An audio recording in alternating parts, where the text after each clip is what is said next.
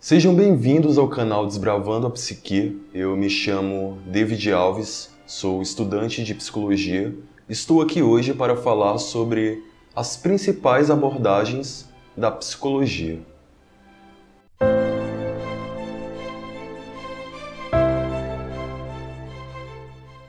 A psicologia possui diversas abordagens, às quais somos apresentados logo ao iniciar o curso na universidade. Eu já falei aqui em um vídeo do canal sobre a diversidade de áreas existentes no campo da psicologia, mas o que são as abordagens? Enquanto as áreas referem-se ao campo de atuação, as abordagens são as linhas teóricas que os profissionais utilizam para realizar seu trabalho como psicólogo. Cada abordagem possui a sua teoria, assim como a sua forma de enxergar e compreender o indivíduo e seu meio. A abordagem será responsável por guiar o profissional, assim como a forma que ele lida com seus pacientes. Cada abordagem é completa em si mesma, possuindo a sua teoria e não dependendo das outras. Dessa forma, podemos afirmar que existem diversas psicologias no plural, ou seja, diversas formas de encarar a mente e o comportamento humano. As principais abordagens da psicologia são: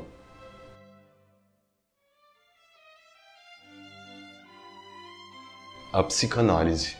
A psicanálise possui como objeto de estudo o inconsciente humano, onde seus principais objetivos é interpretar as representações mentais, tais como sonhos, memórias, impulsos e desejos reprimidos.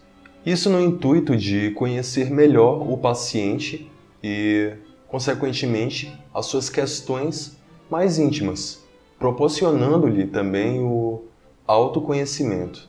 A psicanálise teve origem no século XIX, graças aos estudos sobre a psique humana realizados por Sigmund Freud. Graças às suas descobertas e resultados práticos, a psicanálise se popularizou no mundo inteiro, ganhando diversos adeptos que deram prosseguimento aos estudos de Freud. Os processos psíquicos inconscientes contêm a causa de neuroses, traumas e angústias do indivíduo.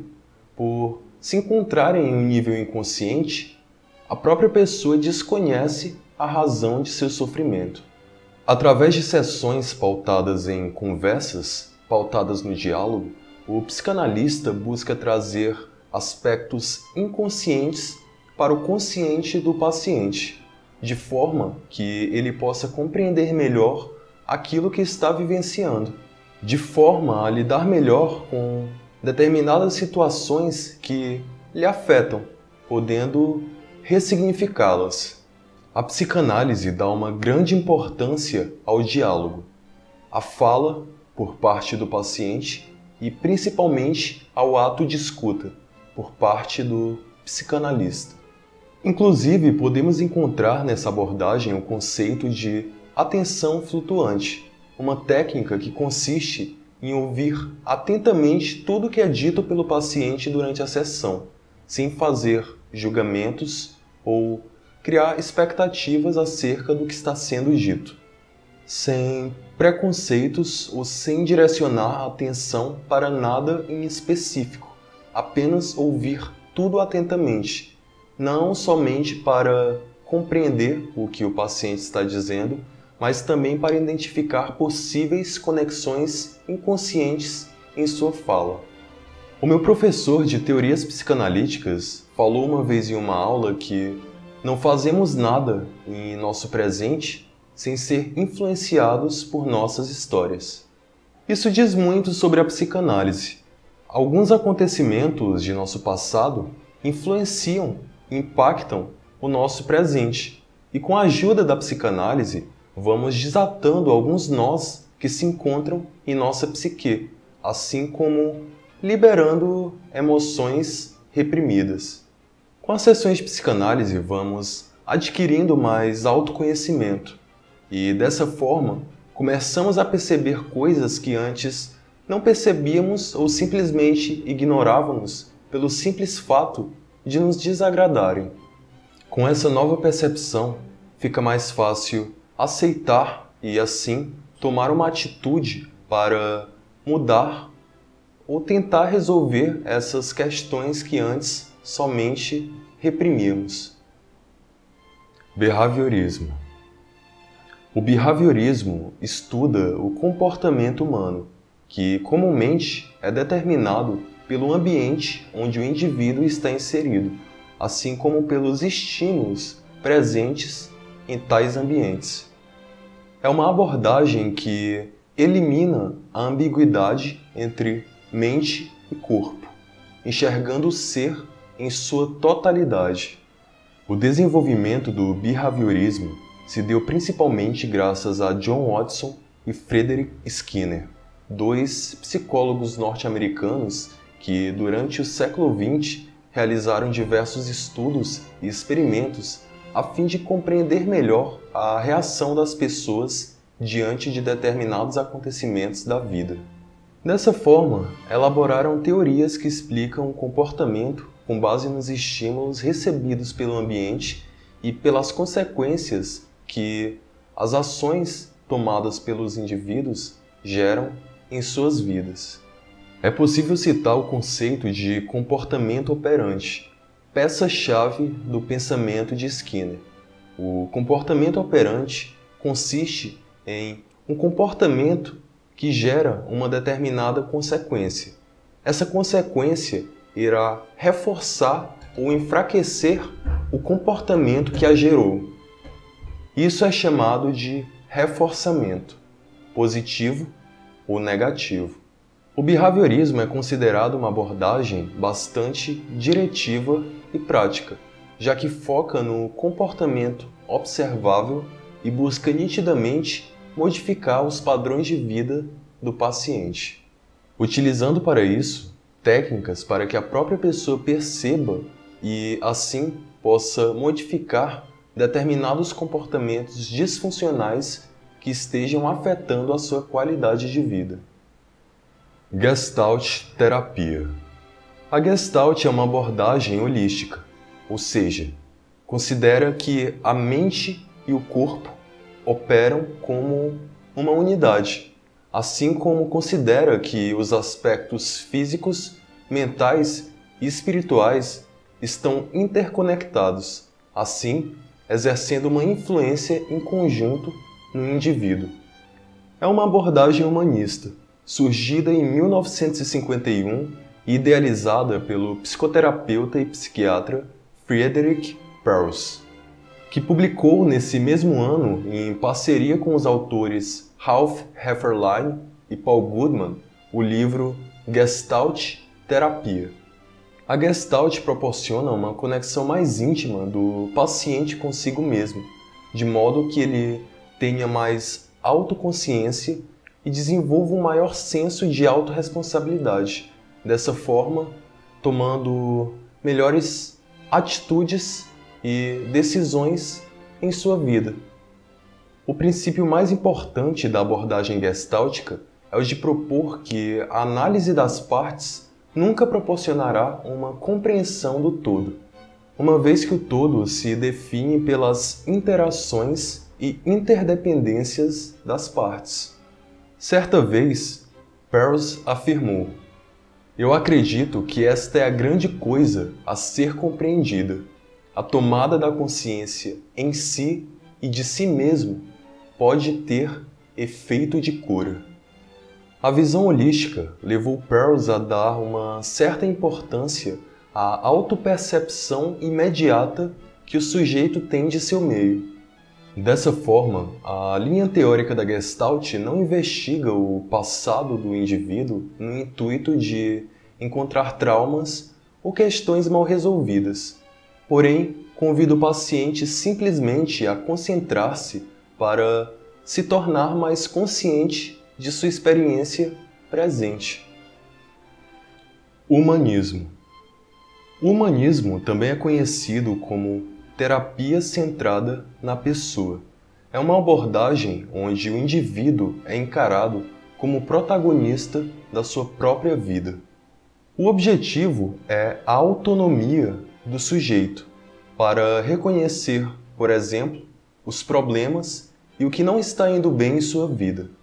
Refletindo sobre isso, ele pode encontrar métodos para lidar com as suas próprias questões, reconhecendo quais atitudes são benéficas e prejudiciais para si, desenvolvendo o discernimento necessário para fazer as escolhas mais apropriadas. A abordagem surgiu na década de 1950 e teve dois precursores principais, Abraham Maslow e Carl Rogers. Foi postulado que a aceitação é fundamental para a mudança. Inclusive, nessa abordagem, há um conceito chamado de aceitação incondicional. Carl Rogers, uma vez, afirmou: "O paradoxo curioso é que, quando eu me aceito como eu sou, então eu mudo." Essa frase define bem a linha de pensamento humanista. A partir do momento em que o paciente aceita que algo não está indo bem em sua vida, ele abre a possibilidade para a mudança. O humanismo respeita e valoriza o potencial de crescimento e desenvolvimento de cada indivíduo. E, para estimular isso, não intervém através de aconselhamentos desnecessários. Ao invés disso, o psicoterapeuta busca criar um ambiente acolhedor e orientar o paciente de forma que ele tenha o discernimento necessário para realizar as suas próprias escolhas, se tornando consciente de seu potencial e de sua capacidade de mudar, realizando um trabalho de autoaprimoramento e se tornando quem ele realmente é. Fenomenológico existencial.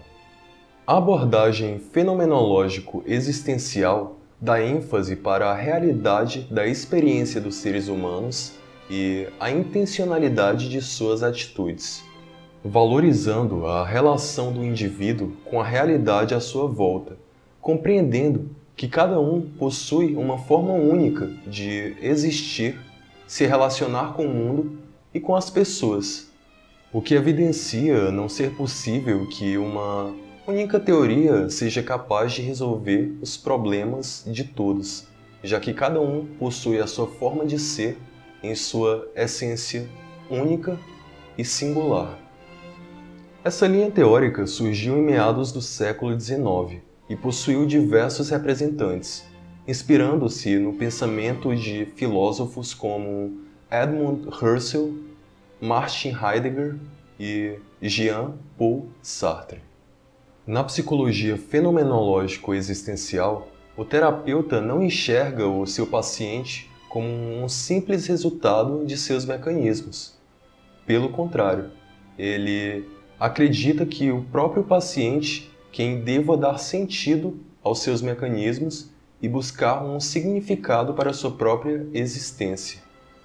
O conceito de epoché é bastante utilizado nessa abordagem, que consiste em uma suspensão momentânea do juízo.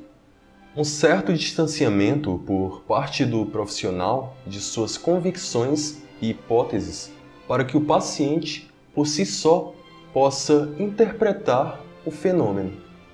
Isso normalmente ocorre através do diálogo, onde o profissional lança diversos questionamentos fundamentais para que a pessoa compreenda como tais questões afetam a sua vida, podendo assim fazer mudanças e escolhas pautadas no que o indivíduo realmente acredita.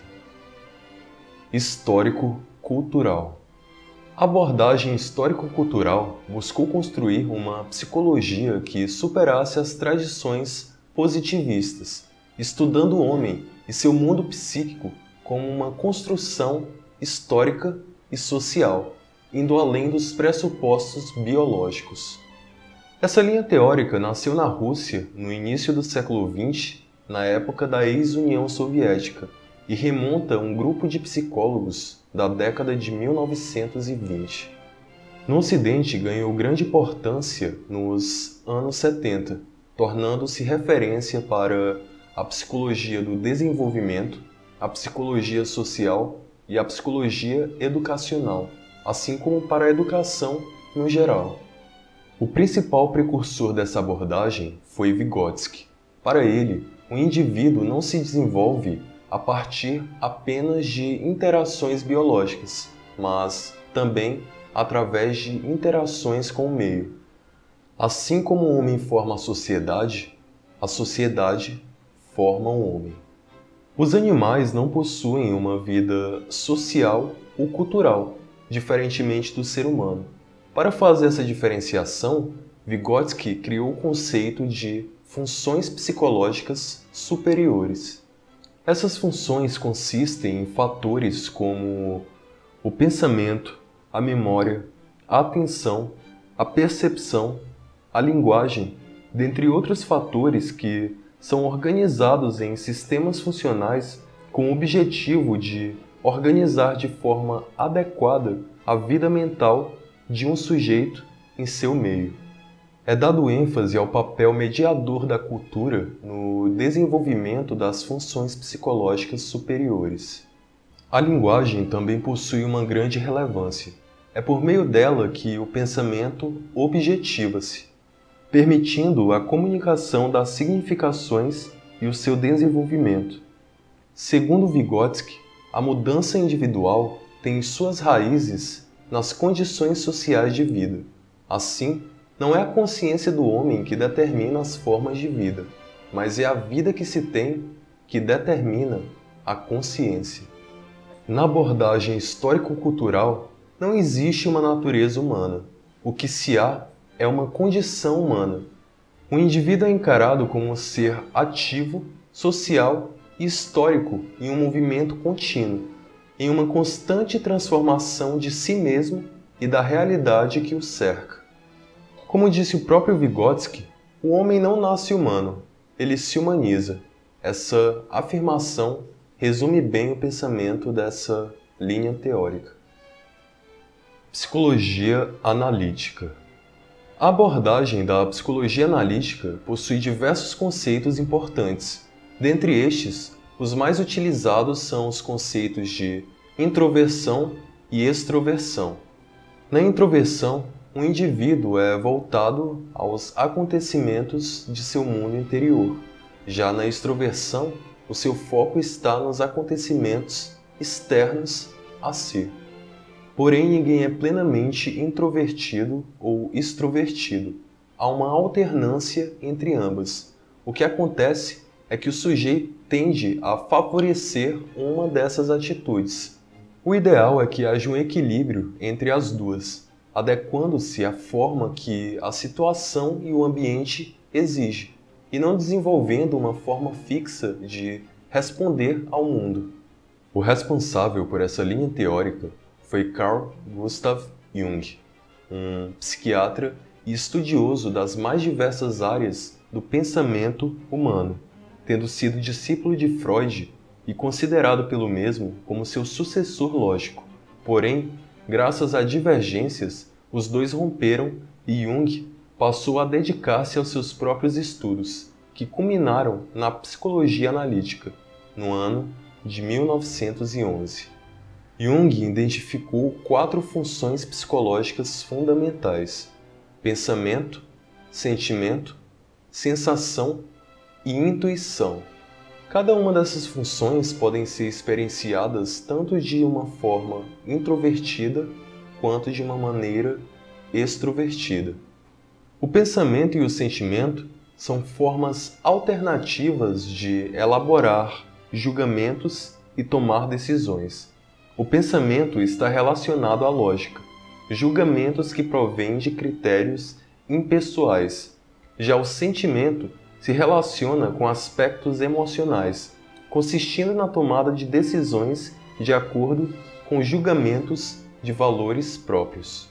Já a sensação e a intuição são tidas como formas de absorver a informação, opondo-se às formas de tomar decisões. A sensação refere-se a um enfoque na experiência direta, baseada em fatos concretos. como os que se evidenciam através dos sentidos.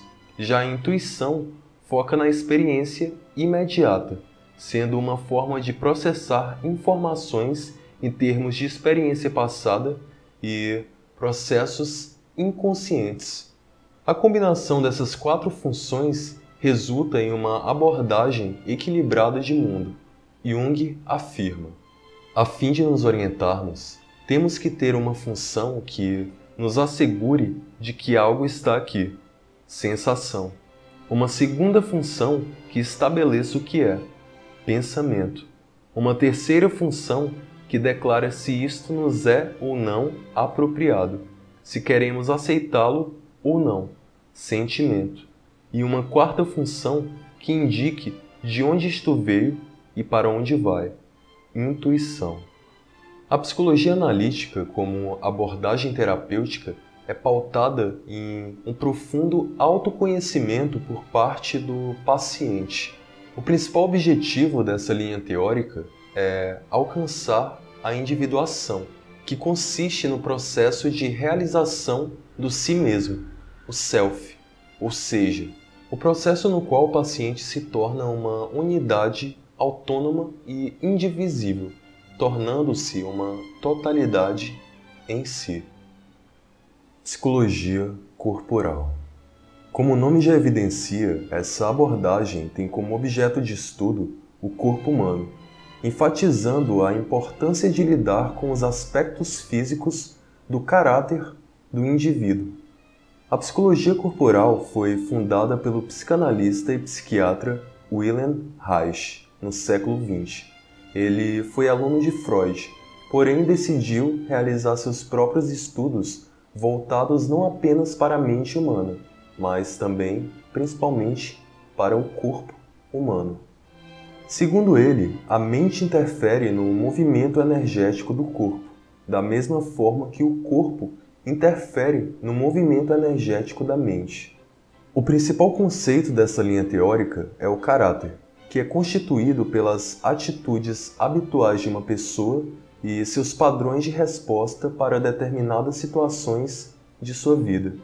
Reich descobriu que cada atitude de caráter possui uma expressão física correspondente e que o caráter do indivíduo é expresso em seu corpo em termos de rigidez muscular, o que ele chamou de couraça muscular. Em seu trabalho sobre a couraça muscular, ele descobriu que as tensões musculares crônicas possuem a função de bloquear uma das 3 excitações biológicas: ansiedade, raiva ou excitação sexual. A psicologia corporal consiste, basicamente, na liberação de emoções reprimidas através do trabalho com o corpo.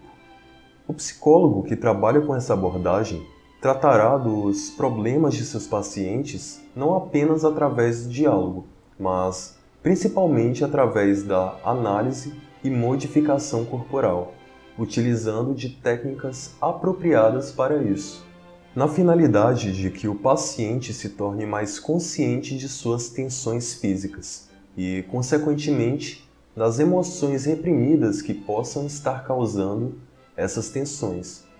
Com isso, ele poderá expressar essas emoções e, dessa forma, aliviar essas tensões. Terapia cognitivo-comportamental.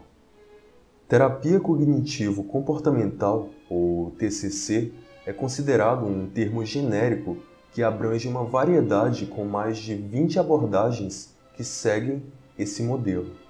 Essas linhas teóricas começaram a surgir nas décadas de 1960 e 1970, com autores como Albert Ellis, Richard Lazarus, Michael Mahoney, dentre outros, como seu principal idealizador, o neurologista e psiquiatra Aaron Beck. Todas as terapias cognitivo-comportamentais derivam de um modelo prototípico e, mesmo quando apresentam divergências conceituais entre si, compartilham de pressupostos básicos e fundamentais. Três conceitos fundamentais descrevem características que se encontram no núcleo das terapias cognitivo-comportamentais. Primeiro conceito: a atividade cognitiva influencia o comportamento. Segundo conceito: a atividade cognitiva pode ser monitorada e alterada. Terceiro conceito: o comportamento desejado pode ser influenciado mediante a mudança cognitiva. A abordagem de Aaron Beck foi originalmente desenvolvida para tratar de depressão unipolar. Atualmente, é utilizada no tratamento de diversos transtornos, como ansiedade, dependência química, transtorno de personalidade, transtornos alimentares, entre muitos outros. Em síntese, a linha central de pensamento da terapia cognitivo-comportamental baseia-se na premissa que a inter-relação entre cognição, emoção e comportamento está implicada à funcionalidade natural do ser humano. Um evento comum de nosso dia a dia pode gerar diferentes maneiras de sentir e agir em diferentes pessoas, mas não é o evento em si que gera as emoções e os comportamentos, porém, nossos pensamentos sobre o evento, ou seja, nossas emoções e comportamentos são influenciados diretamente pelo que pensamos. Na TCC, assim como em qualquer outra abordagem, existem diversos conceitos importantes. Podemos citar o conceito de crenças nucleares. As crenças nucleares são as crenças centrais que um sujeito possui acerca de si, do mundo e das pessoas que o cercam. São crenças enraizadas. Independentemente da situação que se apresente ao sujeito, ele pensará da mesma forma, consoante com suas crenças.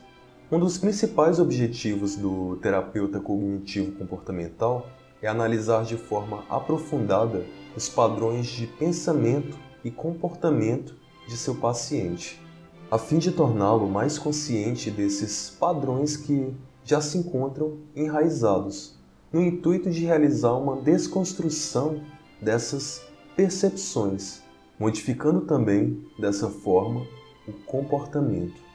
Assim, o paciente aprende a identificar e modificar a sua forma distorcida de pensar, as emoções que esses pensamentos distorcidos provocam e os comportamentos que são tomados como consequência de tais pensamentos e emoções, além de ressignificar sua forma de pensar e se comportar, construindo estratégias de enfrentamento frente a determinadas situações. Existem ainda outras abordagens dentro do campo de estudos da psicologia. Essas que citei são as principais no sentido de serem as mais conhecidas, estudadas e escolhidas como linhas teóricas por psicólogos. É bom lembrar que esse vídeo é apenas um resumo de cada uma das abordagens. Há muitos detalhes importantes que não foram citados. Por fim, meu objetivo é apresentar de forma breve a variedade de abordagens existentes. Para falar detalhadamente sobre essas linhas teóricas, será necessário um vídeo específico para cada uma delas. E por falar nisso, você conhecia todas essas abordagens existentes? Alguma em especial lhe chamou a atenção? Pretende atuar ou já atua utilizando algumas dessas linhas teóricas? Responda aí embaixo nos comentários. Espero que tenha gostado do vídeo, deixe seu like, inscreva-se no canal e compartilhe o vídeo com quem você acha que vá se interessar por esse assunto. Dessa forma, você apoia o canal para que mais conteúdos como esse sejam produzidos. Os links para o blog e as redes sociais do canal estarão na descrição desse vídeo. Obrigado por assistirem até aqui, um forte abraço e até a próxima.